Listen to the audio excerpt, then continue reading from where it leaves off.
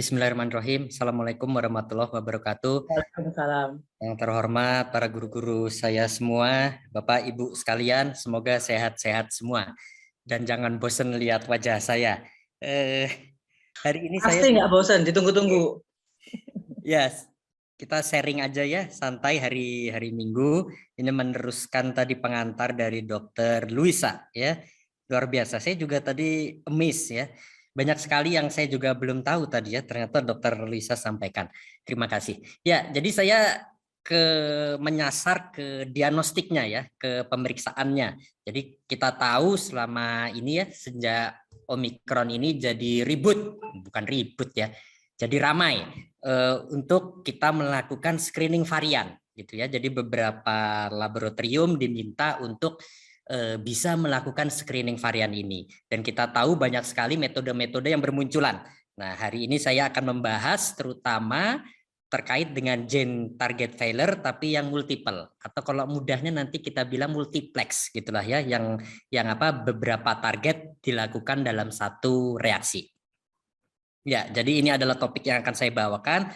Jadi saya akan bahas dulu tentang screening varian yang menggunakan NAT, kemudian gene target failure-nya sendiri, kemudian baru implementasi strateginya. Jadi kalau terkait NAT-based screening assay untuk mendeteksi varian, ini sudah ada beberapa guideline-nya. Jadi mulai WHO, kemudian dari ECDC juga ada gitu ya. Jadi ini memang sudah banyak dipakai di negara-negara. Jadi kenapa ini dipakai? Karena kita tahu kalau kita mengandalkan sequencing ya, banyak negara mungkin termasuk Indonesia ya yang masih ada bottleneck di sequencingnya gitu ya. Jadi makanya kita tahu ada yang hasilnya cepat, ada yang hasilnya butuh berminggu-minggu gitu ya, sehingga ini nantinya ditakutkan gitu ya, reaksi cepatnya ini jadi terlambat gitu ya, reaksi cepat untuk menghambat transmisi lebih lanjut. Jadi untuk itu dikembangkanlah screening berbasis NAT ini ya. Jadi ini biasanya dilakukan setelah didapatkan hasil positif. Jadi ini menjembatani gitulah istilahnya, menjembatani antara sequencing dengan hasil PCR yang positif.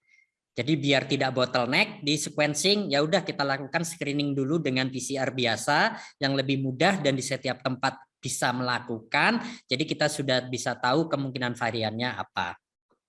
Ya, jadi biasanya NAT screening ini bisa seperti biasa ya, bisa melihat insersi, delesi, ataupun point mutation.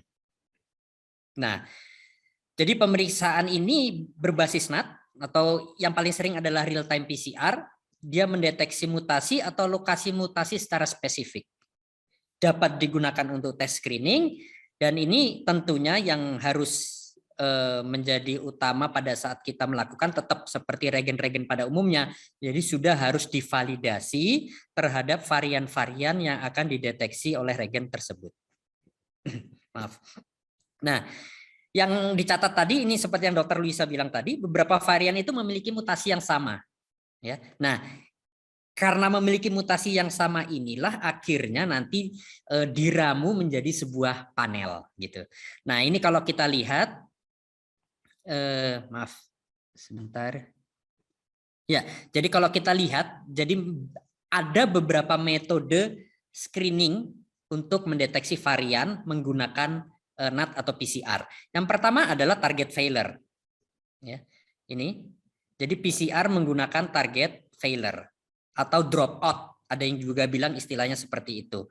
Kemudian ada yang screening menggunakan SNP assay. Ya.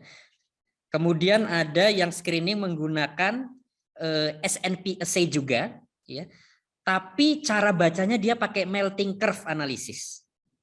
Menggunakan melting curve analysis. Mungkin Bapak Ibu sudah ada yang pernah menggunakan ya, yang terkait dengan melting curve analysis. Jadi dia basicnya membandingkan dengan wild type-nya. Jadi dibandingkan kalau berbeda, nah nanti oh ini berarti ada mutasi di situ. Kemudian yang pengembangannya dari yang target failure dan SNP ini, biasanya yang target failure dan SNP ini satu target gitu. Nah dalam perjalanannya akhirnya diperkenalkan juga yang multiplex. Jadi multi target gitu ya, baik itu SNP maupun target failure.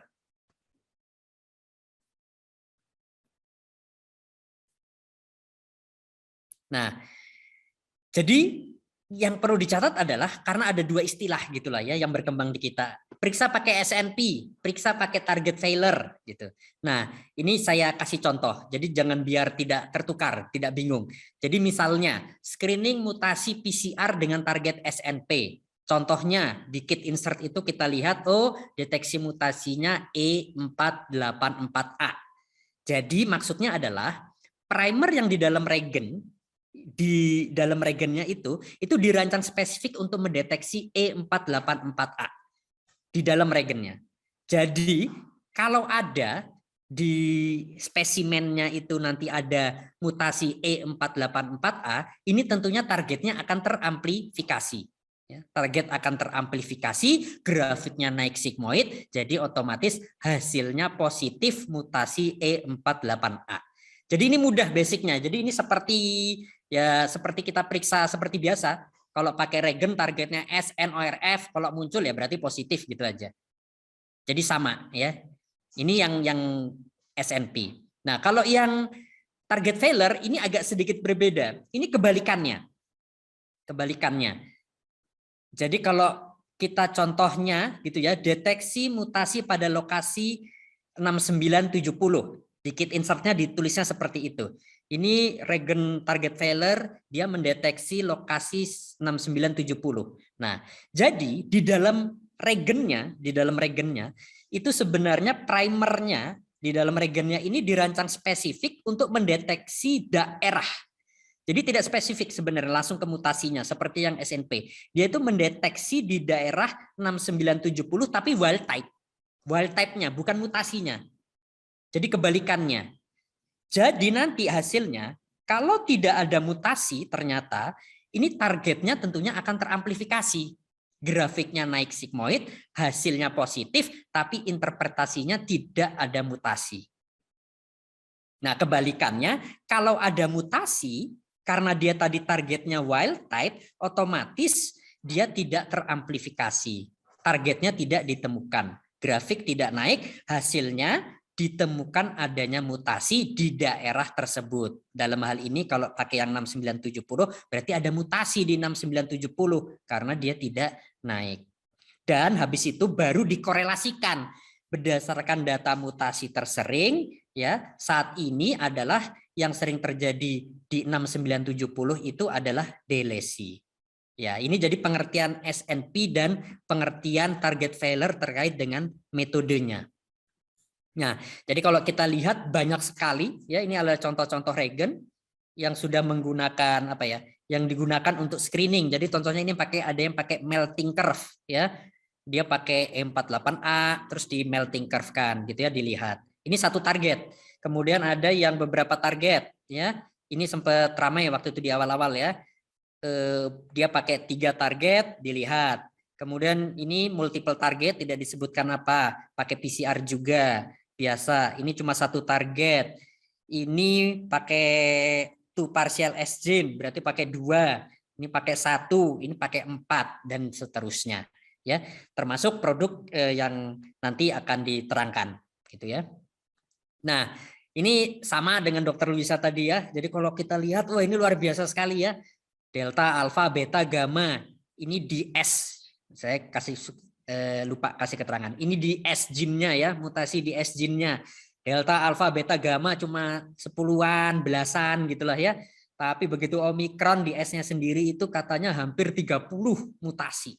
Nah, ini kalau dibandingkan gitulah ya. Jadi memang ada beberapa mutasi yang sama. Contohnya seperti N501Y itu ada di Omikron sekarang, ada di Alpha, ada di Beta, ada di Gamma, tapi tidak ada di Delta.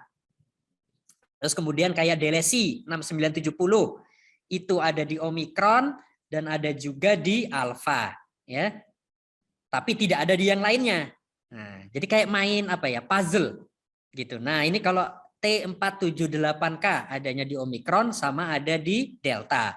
Kemudian P681H itu ada di alfa sama di omikron. Nah, karena ada yang sama, ada yang tidak, ada yang hanya di beberapa varian. Nah, inilah akhirnya yang sama pengembang-pengembang regen ini bisa digunakan ya untuk dijadikan panel gitu untuk screening varian. Nah, ini contohnya sudah sering sekali saya kira kita lihat. Jadi ada list mutasinya, kemudian itu ada di mana saja, kemudian nanti bisa dijadikan panduan untuk kita interpretasi terhadap regen tersebut. Oh, jadi kalau nemu yang mutasinya seperti N501Y itu kemungkinan alfa, beta, gamma, tapi bukan delta. Nah, gitu ya, atau omikron tadi ya, itu dan seterusnya. Nah, itu terkait screening, metode-metode berbasis NAT untuk screening varian. Nah, sekarang kita masuk ke target failure. Jadi, target failure ini menggunakan regen PCR dengan target daerah tertentu yang tidak mengalami mutasi. Ini yang saya katakan tadi. Jadi kebalikannya. Oh ya, jadi mudahnya itu ya, gen target failure itu kayak kita periksa ini, tes narkoba. Kalau ada garisnya, berarti dia negatif zat-zat terlarang. Tapi kalau tidak ada garisnya, berarti dia positif, ada zat-zat terlarangnya. Nah, seperti itulah kira-kira ya analoginya gitu ya, biar mudah. Nah, jadi apabila di tempat gen target tersebut tidak mengalami mutasi, maka gen target akan terdeteksi. Kalau di target tersebut mengalami mutasi, maka akan terjadi kegagalan deteksi yang kita namakan gen target failure. Jadi targetnya gagal ya karena ada mutasi. Nah, itulah sebabnya gen target failure ini dapat dihubungkan dengan mutasi tertentu ya, sesuai dengan primer yang digunakan dan dapat digunakan untuk screening varian tertentu. Nah, kelebihannya apa sih gen target failure ini? Ya, tentunya ya semua metode-metode itu pasti lebih cepat dibandingkan sequencing untuk screening. Nah, ini khususnya adalah bahwa dia tidak terpengaruh ya apabila pada posisi asam amino yang sama ya, pada posisi yang sama itu mengalami beberapa mutasi. Contoh, kita tahu di posisi 484 itu ada yang berubah jadi A, ada yang berubah jadi K, ada yang berubah jadi Q. Ya. Kalau pakai target failure, ini semua akan terdeteksi. Ini semua akan terdeteksi. Tapi kalau kita pakai SNP, ya, kalau pakai yang spesifik SNP, kalau dia hanya bilang dia hanya mendeteksi E484A, ya, dia hanya mendeteksi ini. Begitu dia berubah menjadi K atau Q, dia otomatis tidak bisa mendeteksi SNP-nya. Ya, jadi kelebihan target failure itu dia lebih fleksibel terkait dengan mutasi yang terjadi di tempat yang sama.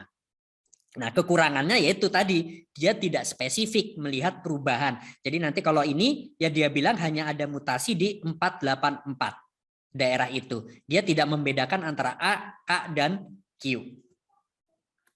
Nah, kita kasih ilustrasi. Nah, kita bermain ilustrasi saja biar semoga bisa menambah jelas. Ini adalah pemeriksaan PCR biasa, target terdeteksi sesuai dengan primer yang digunakan ya. Jadi contohnya targetnya adalah ORF1AB, S dan N. Jadi kalau ini kita reaksikan ternyata di spesimen itu memang ada SARS-CoV-nya seperti biasa akan teramplifikasi seperti biasa. Ya. Grafiknya indah, sigmoid kita keluarkan positif. Nah, sekarang skenario kedua. Ya, ternyata di S-nya ini ada delesi 6970 gitu ya. Nah, terus kemudian kita menggunakan regen yang memang target failure untuk di posisi 6970. Jadi otomatis primer yang untuk mendeteksi gen S di posisi 6970 ini tentunya tidak akan menemukan targetnya. Jadi otomatis dia tidak akan teramplifikasi. Nah, inilah yang kemudian kita sebut dengan karena ada di posisi S gene, makanya kita bilang S gene target failure. Ya. Nah, sekarang kita ke multiple. Nah, kalau tadi umumnya yang SGTF yang beredar ya itu biasanya cuma satu gen ya, hanya satu tempat ya, satu tempat lokasi. Contohnya yang tadi hanya di 6970 gitu. Nah, ini dalam pengembangannya ada yang menggunakan gen target failure ini tapi multiple di beberapa tempat. Jadi sengaja dibuat di beberapa tempat untuk sebagai panel. Fungsinya apa? Ya tentunya nanti kita bisa men-screening lebih banyak varian. Gitu ya. Jadi ini dalam satu reaksi memeriksa beberapa posisi asam amino yang sering mengalami mutasi. Jadi panel. Contohnya dalam satu reaksi periksa katakanlah mutasi pada posisi K417, E484, N501. Jadi reaksinya multiplex. Jadi ya sama seperti kita periksa PCR biasa yang 3 target, 2 target itu kan multiplex juga ya. Nah, ini sama, cuma targetnya dispesifikkan ke letak mutasi. Itu aja. Ya, nah ini contohnya ya. Jadi kalau ini contohnya ada lagi pakai WRF1 AB delesi, pakai 6970 yang delesi 478, kemudian 48A dan 501 ya. Nah, nanti direaksikan, nah nanti tinggal dilihat karena target failure ya. Karena target failure, jadi kebalikannya saya bilang tadi. Jadi kalau negatif ya berarti justru ada mutasinya gitu. Jadi hati-hati jangan tertukar sama SNP tadi ya. Jangan tertukar sama SNP. Jadi kalau target failure, kalau negatif itu artinya berarti positif ada mutasi. Nah, ini kita kasih contoh aja ya. Ini kebetulan saya mencontohkan dengan produk yang akan dipresentasikan nanti. Kenapa begitu? Biar selaras, biar apa ya? Biar nyambung gitulah ya. Ya, tapi saya tidak promosi ya. Itu mah akhirnya kembali lagi ke pilihan Bapak Ibu sekalian ya. Nah, ini biar saya menjelaskan saja. Jadi di reaksi di kit regen ini ya, dia multiplex tapi menggunakan 2 well ya. Dan di masing-masing well ya, di masing-masing reaksi ini dia targetnya berbeda ya. Jadi kalau kita lihat di sini di well 1 ya, di well 1 dia multiplex tapi targetnya ORF1b helikase, yang satunya lagi adalah gen S spesifik di 6970 primernya. Ya, untuk mendeteksi mutasi di 6970. Sedangkan di well yang kedua dia pakai ORF1AB3675 posisinya, sedangkan yang S-nya di 478, 484 dan 501. Jadi ini spesifik mencari mutasi di daerah ini gitu. Yang di well satunya ini. Nah, yang sebagai kontrolnya gitulah ya, yang sebagai acuan utamanya yang ini, helikase. Yang yang kalau dia SARS-CoV harus selalu positif. Nah gitu. Jadi ini adalah area conserve, area yang terpelihara ya. Jadi ini yang tidak terdampak sama sekali. Jadi harus selalu positif gitu. Nah, sekarang kita lihat. Seandainya ada mutasi di T478 ternyata di lokasi ini. Makanya jelas yang terjadi adalah semuanya terdeteksi, semuanya targetnya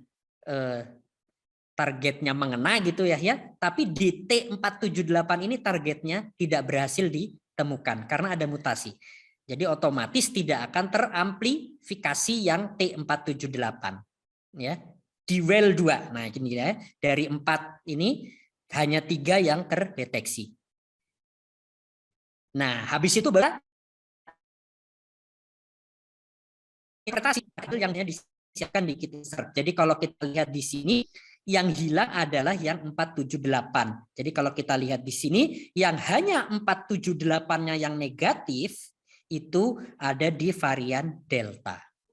Seperti itu. Jadi mudah Bapak Ibu sebenarnya ya. Kalau yang udah sering, apalagi Bapak Ibu itu sudah ahli sekali, sudah pada ahli melakukan PCR. Jadi ini kayak mainan aja sebenarnya.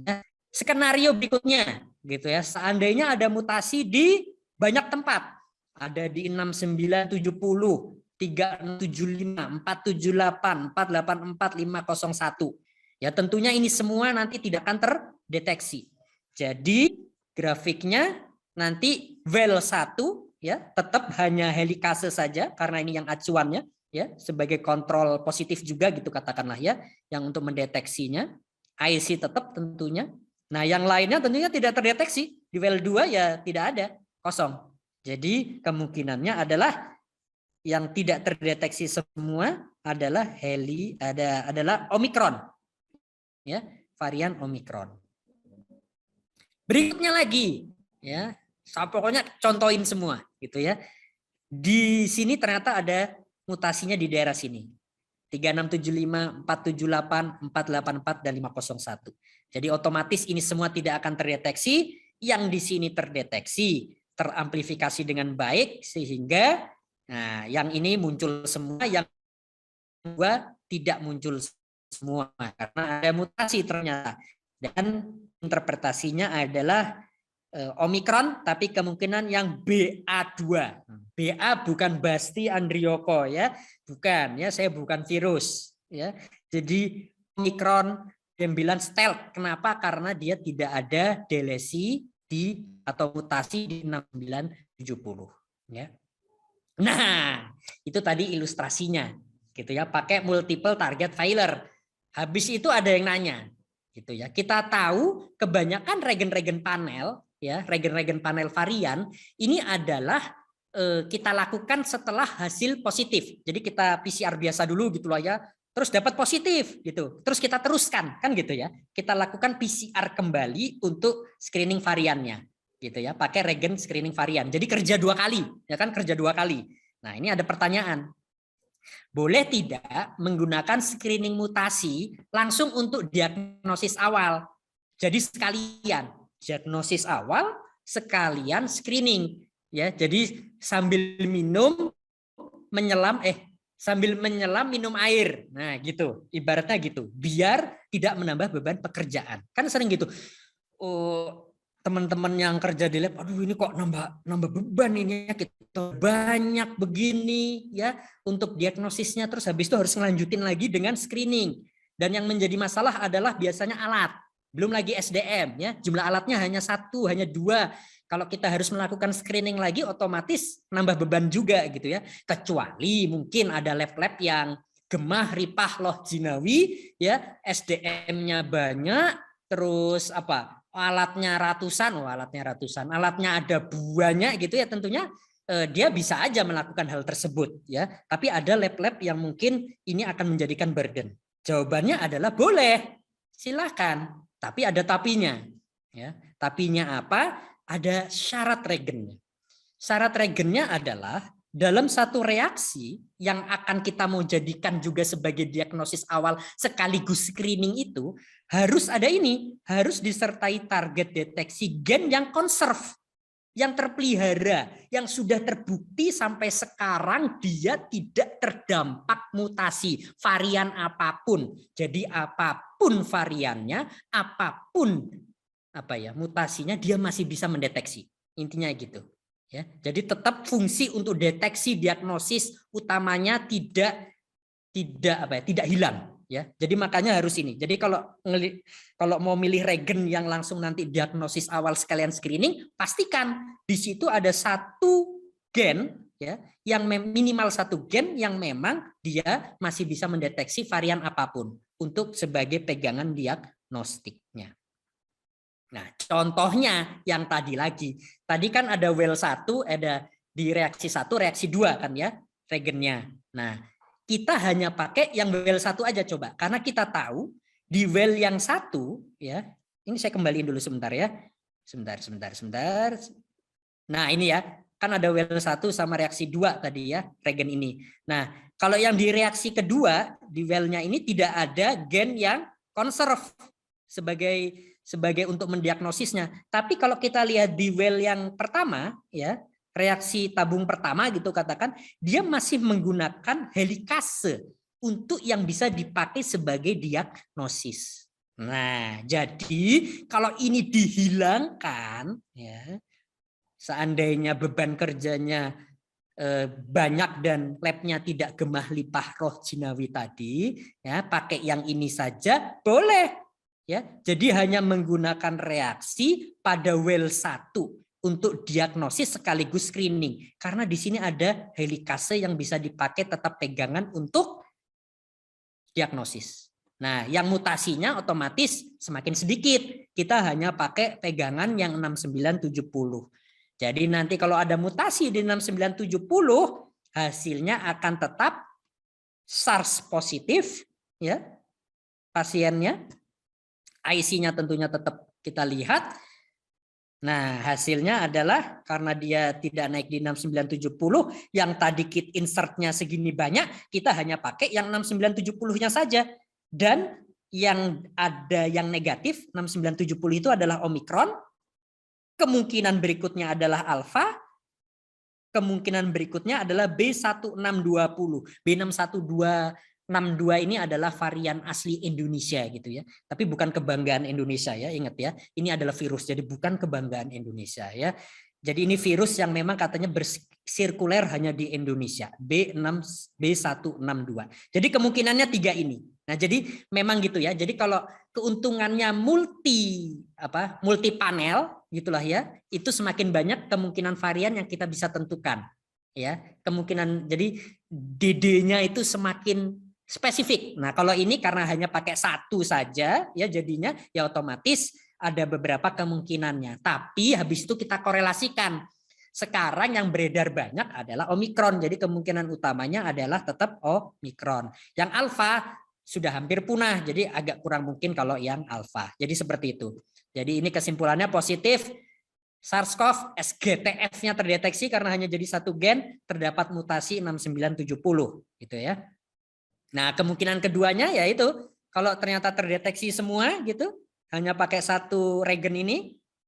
Nah, jadinya nanti kita lihat lagi, kalau kita lihat yang 6970-nya yang positif ya berarti ini banyak. Mungkin kemungkinan utamanya adalah Omikron BA2 karena Omikron sekarang banyak beredar. Kemungkinan yang lainnya ada lambda, tapi ini kelihatannya tidak ada, ya sudah sangat jarang sekali. Delta, nah masih mungkin ada delta di kita, dan yang lainnya adalah gamma atau mu yang jarang sekali atau hampir hilang, gitu ya. Jadi ya silahkan, nah gitu ya. Jadi ini positif SARS-CoV-2, SGTF-nya tidak terdeteksi, tidak terdapat mutasi 6970. Nah, sekarang implementasi strategi ini yang terakhir. Jadi ya, PCR screening untuk VOI atau VOC ini bisa kita implementasikan. Kita bisa pakai ini sebagai untuk rapid diagnostic penentuan varian untuk mempercepat public health dan social measure ya, untuk mencegah transmisi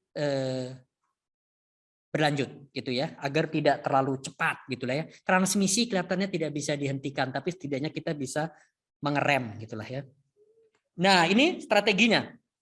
Pertama, pilih regen deteksi mutasi yang masih relevan saat ini dan dapat membedakan varian yang bersirkulasi saat ini. Ini pesannya tentunya ya. Jadi pada saat kita memilih, pastikan ini. Kemudian, ya ini yang saya katakan tadi, pemeriksaan panel screening varian ya, umumnya tidak direkomendasikan sebagai tes awal untuk diagnosis ya, kecuali disertai target deteksi gen yang terpelihara yang biasanya digunakan untuk deteksi atau diagnosis. Nah, ini yang seperti saya sampaikan sebelumnya ya, saya terangkan sebelumnya. Jadi boleh silahkan. Nah, yang enggak boleh itu biasanya yang full panel ya. Jadi yang target mutasinya beberapa gitu, itu yang agak jarang digunakan sebagai diagnosis awal juga ya. Jadi ini yang biasa dilakukan kalau pakai panel.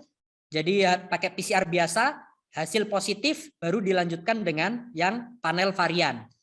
Hasilnya mengarah ke suatu VOC atau tidak mengarah ke suatu VOC, sequencing sesuai dengan aturan pemerintah ya, sesuai dengan guideline nasional, mana yang harus di sequencing. Nah, yang berikutnya, kalau ternyata kita pakai yang PCR sekaligus di dalamnya ada target mutasi tadi, ya tentunya bisa langsung, ya bisa nanti hasilnya positif ada varian, positif bukan varian, sequencing sesuai aturan, ya. Jadi sebenarnya sih yang PCR sekaligus target mutasi ini ya juga sudah banyak yang melakukan ya, seperti regen-regen SGTF sebelumnya. Kita tahu regen SGTF sebelumnya itu adalah regen PCR biasa yang pada prosesnya perjalanannya ternyata dia terdampak. Tapi tetap akhirnya dia bisa digunakan sebagai diagnosis iya, screening juga iya gitu. Karena sebagai diagnosis masih ada target lainnya yang tidak terpengaruh, gitulah ya, dan di target yang terpengaruh dia bisa dijadikan sebagai screening. Ini pesannya, saat memilih strategi alur pemeriksaan, pertimbangkan angka positivitas. Kalau banyak yang negatif, ya masih banyak yang negatif, ya saya kira bisa dilakukan di screeningnya di akhir saja. Jadi tetap pakai yang ini, yang strategi pertama ini, gitu ya. Tapi kalau positivitasnya sudah banyak gitu, ya udahlah, daripada kerja 2 kali, cari aja regen yang seperti ini, ya, yang bisa sekalian mendeteksi target mutasi, gitu. Kemudian pertimbangkan juga stok regen screening mutasinya. Jadi kalau screening mutasinya cuma sedikit, ya jangan dipaksakan untuk memilih yang ini. Ya nanti kalau regennya cuma 100, dipakai sekali ya habis. Ya. Setiap hari periksa 200 gitu ya, dipakai sekali ya langsung habis. Jadi tidak bisa periksa screening varian lagi. Kemudian pertimbangkan juga tentunya load pekerjaan ya terkait dengan SDM-nya, karena kita semua manusia bukan umbi-umbian. Nah, kesimpulannya, pastikan menggunakan regen deteksi mutasi yang masih relevan dan dapat membedakan varian yang bersirkulasi saat ini. Pilih strategi implementasi sesuai dengan kemampuan. Mutasi ini dapat deteksi dengan metode gen target failure yang seperti saya sampaikan, dan multiple gen target failure ataupun multiple SNP yang multiplex. Ini tentunya kita bisa men-screening lebih banyak kemungkinan varian. Saya kira sekian, semoga bermanfaat. Kurangnya mohon maaf, saya kembalikan ke Prof. Aryati. Wassalamualaikum warahmatullahi wabarakatuh.